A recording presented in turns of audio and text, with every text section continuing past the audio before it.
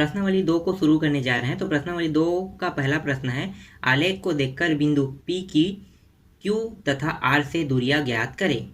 हमें क्या करना है, पी क्यू की दूरी और पी आर की दूरी हमें ज्ञात करना है। तो राइट साइड पे आप एक डायग्राम देख रहे हैं। तो उस डायग्राम में देखो दो त्रिभुज बने हुए हैं, एक समबाहु त्रिभुज जैसा है और एक है समकोण त्रिभुज जैसा। तो जो ऊपर में जो आपको दिखाई दे रहा है वो समबाहु त्रिभुज जैसा है, वो प्रश्न क्रमांक 1 का है, और जो नीचे वाला है समकोण त्रिभुज जैसा वो प्रश्न क्रमांक 2 के लिए है। तो हम अभी किसको देख रहे हैं, प्रश्न क्रमांक 1 को। तो हम किसको देखेंगे, ऊपर वाले को। तो ऊपर वाला जो है उसमें देखो P का मान कितना दिया हुआ है 20, Q का मान -1 और 3 दिया हुआ है, और R का मान कितना दिया हुआ है 3 2। तो ये जो है इसको हमें लेकर इस PQR को हल करना है। ठीक है, चलो अब हल करते हैं इसको। तो बिंदु P, ठीक है, P का मान कितना है, हम यहाँ पे लिखते हैं 20।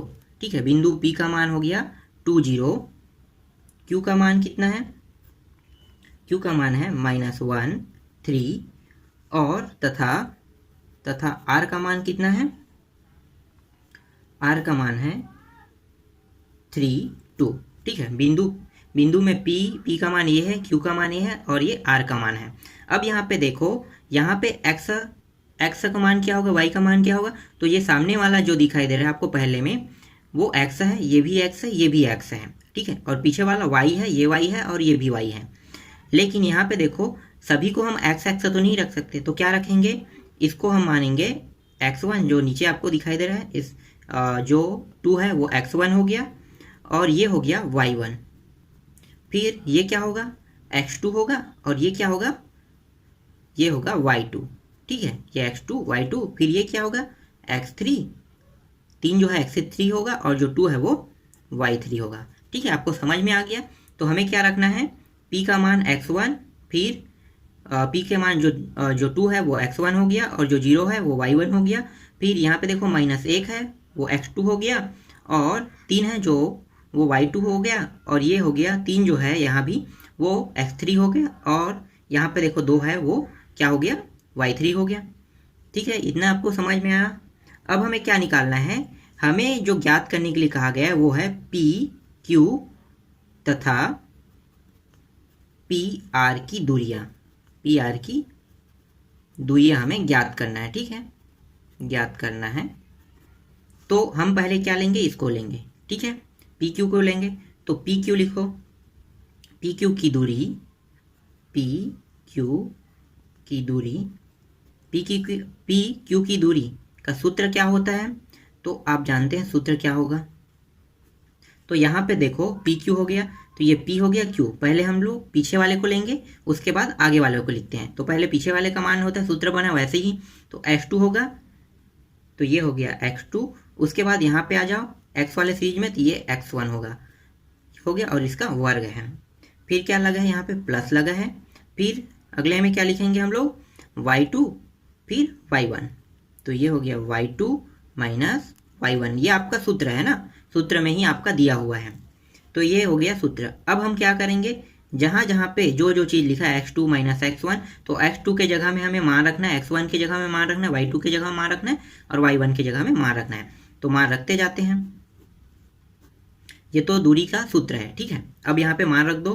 तो x2 कहाँ पे है, देखो ये x2 है, तो x2 जो x2 है उसका मान क्या होगा, ये -1 हो गया, और x1 कहाँ पे है, यहाँ पे, तो इसका मान क्या होगा, इसका 2, और इसके बाद क्या लगा है, वर्ग लिख लो। फिर y2 है, तो y2 देखो यहाँ पे देखो y2, तो y2 का मान 3, और y1 का देखो 0, फिर लगा क्या है पीछे में उसका, ऊपर में वर्ग, तो ये हो गया वर्ग। ठीक है, अब आगे हल करें फिर से। ये हो गया, दोनों माइनस माइनस में जुड़ जाएगा, कितना होगा -3, और इसका वर्ग, ये प्लस हो गया, और ये क्या है, यहाँ भी 3 है, तो ये भी क्या हो गया 3 का वर्ग, तो ये हो गया 3 का वर्ग।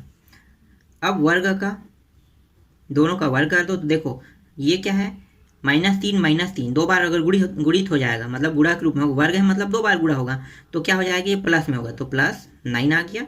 और ये क्या है, ये पहले से प्लस में है, तो प्लस वाला संख्या के साथ कोई बदलाव नहीं है, तो क्या होता है 3 गुणित 3 कितना होगा, 9 होगा। ठीक है, तो ये हो गया। अब ये 9 9 कितना हो गया, 9 दूनी 18, तो ये हो गया 18। 18 में से अब हमें क्या करना है, तो 18 में से हमें इसमें से जो मान बाहर निकलेगा उसको बाहर निकालना है। तो कैसे निकालेंगे, तो देखो आपको ये पता होगा, लघुत्तम निकालने वाला जो तरीका है वो, इसको गुणनखंड विधि भी बोलते हैं। तो ये 18 कैसे नस करेंगे, 2 से पहले जाएगा तो 2 निया हो गया, फिर 2 से अब नहीं जाएगा, क्या है नहीं जाएगा, तो कितना से करेंगे 3 से। ठीक है, 3 से हो गया, फिर कितने बार गया 3 बार। ठीक है, फिर 3 से करें 3 एकम। ठीक है, इतना समझ में आ गया होगा। अब देखो जो यहाँ पे लिखा हुआ है 2 3 3, ठीक है, उसको क्या करेंगे यहाँ पे हम लिख लेंगे 2 गुणित 3 गुणित 3। अब देखो जो जो जोड़ा बन रहा है उसको जोड़ा बना लो, तो देखो ये दोनों जोड़ा बन रहा है, मतलब यही बस वर्गमूल से बाहर निकाल सकता है। तो 3 वर्गमूल से बाहर निकल गया और 2 अंडर रूट के अंदर रहेगा, तो ये हो गया 3 अंडर रूट 2, और इसको लिखते हैं इकाई में। ठीक है, तो ये आपका आंसर हो गया। ठीक है, तो ये पी क्यू की दूरी कितना आया, 3 अंडर रूट 2। ठीक है, अब देखते हैं पी और आर को, तो पी आर की दूरी ज्ञात करेंगे, पी आर की दूरी। ठीक है, इसको ज्ञात करते हैं पी आर की दूरी। तो इसका सूत्र क्या होगा, तो देखो पी जो है हमने क्या माना था, x1 और y1 था, और आर क्या है x3 और y3 है, यही था x3 y3। तो यहाँ पे लिखो, तो पहले किसके लिखते हैं, पहले पीछे वाले का मान रखते हैं ना, उसके बाद आगे वाले को। तो ये हो गया पीछे वाले का मान कितना है x3, तो x3 माइनस x1। ठीक है, इसके बाद वर्ग कर दो, फिर प्लस लिखो, फिर उसके बाद क्या होगा y3 माइनस y1, फिर इसका वर्ग कर दो, ये सूत्र बन गया। अब x3 के जगह में मान रखते हैं, तो r वाला जो मान है उसको देख लेते हैं, आपके डायग्राम में दिया हुआ है। तो r वाला मान क्या है, r का मान है, x3 का मान है 3, और x1 का मान है p वाले में 2। इसका क्या करेंगे, वर्ग कर देंगे, प्लस फिर y3 को देखते हैं, तो y3 जो है वो 2 है, और y1 कितना है 0 है। तो ये हो गया आपका, इस तरह से मान को हमने रख लिया। ठीक है, अब आगे हल करते हैं इसको, तो ये कितना हो जाएगा, देखो यहाँ पे घट रहा है, ये प्लस में माइनस में कितना होगा 1, और इसका वर्ग, फिर यहाँ पे कितना होगा, यहाँ पे सिर्फ 2 आएगा, तो 2 का वर्ग। अब ये 1 का कितना होगा, 1 का वर्ग करने पर 1 ही आएगा, और इसका वर्ग करने पर कितना आएगा 4 आएगा, तो ये हो गया 4। फिर आगे हल करें, तो ये कितना हो गया 5। क्या 5 को हम वर्गमूल के रूप में तोड़ सकते हैं, नहीं, वर्गमूल के रूप में नहीं तोड़ सकते। तो कितना होगा हमारा आंसर, 5 इकाई होगा। ठीक है, 5 इकाई ये आपका क्या है, आंसर है। ठीक है, समझ में आया होगा आपको। सेम इसी तरह से आप दूसरा को भी बनाना, प्रश्न क्रमांक दूसरे को, प्रश्न क्रमांक तीसरा को भी सेम इसी तरह से बनाना है। फिर हम आगे देखेंगे प्रश्न क्रमांक 4 को। प्रश्न 4 है, यदि पी ए बराबर पी बी हो तथा बिंदु ए बी के निर्देशांक क्रमशः 2 0 व -2 4 हो, और पी वाई अक्ष पर स्थित हो, तब पी के निर्देशांक ज्ञात कीजिए। हमें क्या करना है, पी के निर्देशांक ज्ञात करना है, कब, जब वाई अक्ष पे होगा तब। तो इससे पहले हम लोग देख लेते हैं ग्राफ को। इस ग्राफ को देखो, तो यहाँ पे देखो ये है एक्स अक्ष है और ये है वाई अक्ष है। ठीक है, तो वाई अक्ष में कब होगा, जब x बराबर ये 0 होगा, x का जो मान है वो 0 होगा, और y का मान 0 ना होके कुछ भी हो सकता है, 1 2 3 4 ये कुछ भी हो सकता है, यहाँ पे माइनस में भी कुछ भी हो सकता है। तभी क्या होगा, y का मान बस 0 नहीं होगा, लेकिन x का मान 0 होगा, तब क्या होगा, ये y अक्ष पे होगा। अगर x का मान 0 नहीं होगा तो क्या होगा, अगर मान 0 नहीं होगा तो x अक्ष पे भी हो जाएगा और y अक्ष पे भी हो जाएगा। इसीलिए क्या है, y अक्ष में आपके बुक में बोला है, तो y अक्ष में तब होगा जब x का मान 0 होगा, सिर्फ x का मान ही बस 0 होगा, तभी ये y अक्ष पे होगा। ठीक है, आपको समझ में आ गया होगा। अब देखते हैं इसके हल को। पी ए बराबर पी बी, ये आपके प्रश्न में क्या करना है, निकालना है हमें, इसे निकालने के लिए कहा गया है। तो पी ए बराबर पी बी, मतलब ये क्या है, पी ए मतलब ये जो गुणा के रूप में दिखाई दे रहा है, इसका मतलब ये है कि हमें दूरी का सूत्र लगाना है। ठीक है, दूरी के सूत्र से ज्ञात करना है। तो इससे पहले हमें क्या करना है, वाई अक्ष पर स्थित बिंदु को पता करना है। तो वाई अक्ष पर स्थित बिंदु क्या होगा, वाई। ठीक है, वाई अक्ष पर स्थित बिंदु क्या होगा, वाई अक्ष पर स्थित बिंदु, तो बिंदु होगा 0 और y। x का मान क्या होगा, x का मान 0 होगा, तभी तो y अक्ष पे होगा ना। और y का मान क्या है, y का मान हमें पता नहीं, इसे हमें ज्ञात करना है। तो हमने क्या रख लिया, y ही रख लिया। ठीक है, अब हम क्या करेंगे, यहाँ पे मानेंगे। ठीक है, इसको आगे लिख लेते हैं। यहाँ से माना p, तो p का मान अब क्या रख लेंगे, क्योंकि p हमें क्या करना है, p निर्देशांक में रखना है। तो ये p निर्देशांक हो गया, तो p का मान क्या हो गया, 0, और ये y, इसी y अक्ष को हमने इसके साथ ऐड कर दिया। ठीक है, p निर्देशांक में हमें ज्ञात करना है y अक्ष का मान, इसलिए p बराबर, मतलब p का मान क्या होगा, 0 और y हो गया। फिर a का मान क्या होगा, a का जो मान है वहाँ पे आपके बुक में दिया हुआ है 2, 0, और b का मान क्या होगा, तथा b का मान होगा -2 और 4। ठीक है, ये b का मान होगा। अब यहाँ पे देखो, ये वाला क्या हो गया, 0, x1 हो गया, ये y क्या हो गया, y1 हो गया, फिर ये क्या हो गया, x2 हो गया, और ये क्या हो गया, y2 हो गया 0, फिर ये x3, और 4 क्या बन गया, y3 बन गया। ठीक है, तो ये सूत्र जैसे हो गया आपको, जैसे हमने इससे पहले वाले जो प्रश्न में किए थे, पहला प्रश्न सेम वैसे ही हो गया, x1 x2 y1 y2 वाला जैसा था वैसे ही। तो देखते हैं, पहले क्या करेंगे, इसको लेंगे। ठीक है, दूरी के याद करना है हमें, दोनों को साथ साथ लेके चलना है। तो इसको सिद्ध करना है या फिर निकालना है y का मान, सीधी सी बात है कि y का जो मान है वो निकालना है। तो हम लेते हैं पी ए बराबर पी बी। तो पी ए का मान क्या होता है, तो देखो ये जो p है सामने में, इस p का सूत्र में क्या बनेगा, तो जो पीछे वाले को पहले लेंगे, पीछे वाले का मान, उसके बाद आगे वाले का मान लेते हैं। तो a का मान देखो, यहाँ पे a का मान क्या है, x2, तो x2 लिखो यहाँ पे, x2, फिर इसका कितना होगा, देखो x2 फिर x1 माइनस x1, ये सूत्र है आपका। फिर सूत्र में क्या होगा, फिर y2 होगा, y2 माइनस y1। ठीक है, दोनों का वर्ग था, ये वर्ग हो गया।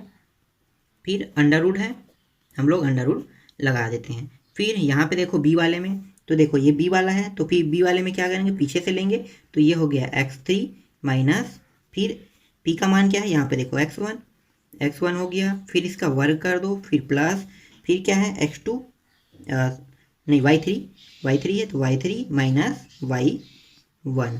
ठीक है, इसका भी वर्ग कर दो और अंडर रूट लगा दो। ठीक है, अब दोनों पक्षों का क्या करेंगे, वर्ग करेंगे। यहाँ पे लिखो, दोनों पक्षों का वर्ग करने पर अभी से हम वर्ग कर रहे हैं, इसको बाद में भी वर्ग कर सकते थे। वर्ग करेंगे तो क्या होगा, अंडर रूट दोनों से कट जाएगा, तो कट गया अंडर रूट। अब क्या बचा हमारे पास, x2 बचा, वर्ग कर दिए इसको, तो वर्ग हो गया। तो भाई वर्ग हो गया मतलब क्या होगा, दोनों मान दो बार प्राप्त हो रहे हैं, मतलब ये अंडर रूट से बाहर आ गया। तो बचा क्या, x2, कुछ नहीं बचा, सिर्फ सभी के सभी मान क्या हो गया, अंदर आ गया, बाहर आ गया। तो x2 x1 का वर्ग प्लस y2 माइनस y1 का वर्ग, फिर यहाँ पे क्या बचा, x3 माइनस x1 का वर्ग प्लस y3 माइनस y1 का वर्ग। अब यहाँ पे मान रख देते हैं हम लोग, जो x3 x1 का मान है वो। तो x2 का मान क्या, यहाँ पे देखो, यहाँ पे x2 का मान कितना है, 2, तो लिख दो 2। फिर x1 का मान क्या है, 0, तो यहाँ पे लिखो 0, और फिर यहाँ पे क्या है, सूत्र में वर्ग है। फिर प्लस y2 का मान देखो, y2 का मान है 0, फिर y1 का मान देखो, y1 का मान है y, फिर ये वर्ग कर दो। फिर x3 का मान देखो, तो -2, फिर x1 का मान देखो 0, फिर वर्ग हो गया, यहाँ भी माइनस लगा हुआ है। फिर y3 का मान देखो तो 4, फिर y1 का मान देखो तो माइनस y का वर्ग, ये हो गया। आगे हल करें अब फिर से, तो ये दोनों क्या हो जाएगा, देखो ये 0 के साथ 2 को घटाओगे इतना होगा, 2 का 2 ही प्राप्त होगा, तो 2 का यहाँ पे लिखो 2 का वर्ग। ठीक है, यहाँ पे क्या प्राप्त होगा, देखो यहाँ पे है तो माइनस y का वर्ग। 0 के साथ कोई भी संख्या ना तो जुड़ता है ना तो घटता है, क्योंकि वही मान प्राप्त होता है। ठीक है, आगे देखें, यहाँ भी वैसी है, तो ये हो गया -2 का वर्ग, फिर यहाँ पे क्या है, प्लस y 4 माइनस वाई का वर्ग। ठीक है, ये है।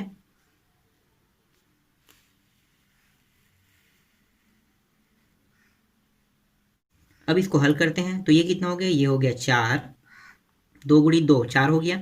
ये कितना होगा, देखो ये माइनस है और माइनस वाई क्या हो जाएगा, प्लस वाई। तो यहाँ पे लिखो वाई का स्क्वायर, 2 घात हो गया वाई का। फिर यहाँ पे देखो फिर माइनस में है तो माइनस टू क्या होगा, +2 हो जाएगा, ये मतलब +4 हो जाएगा। 2 गुड़ी 2 और माइनस दोनों में है तो क्या होगा, +4। ठीक है, थोड़ा सा डायरेक्ट कर रहे हैं इस लाइन को। फिर प्लस, फिर ये क्या हो गया, ये हो जाएगा 4 माइनस वाई और ये हो जाएगा 4 माइनस वाई। इस तरह से 2 बार होगा। इसको थोड़ा अलग इसलिए कर रहे हैं क्योंकि कुछ लोग यहाँ पे डाउट करते हैं। तो इसको क्या, पहला पद मान लो, इसको दूसरा पद। तो पहला पद को स्थिर रखो, यहाँ पे बगल में कर रहे हैं, उसके बाद डायरेक्ट यहाँ पे आंसर लिख देंगे। ठीक है, कैसे होगा देख लेते हैं। वाई माइनस 4 और इसके बाद क्या है, वाई लिखो, 4 लिखो। फिर यहाँ पे देखो चिन्ह क्या है, माइनस, फिर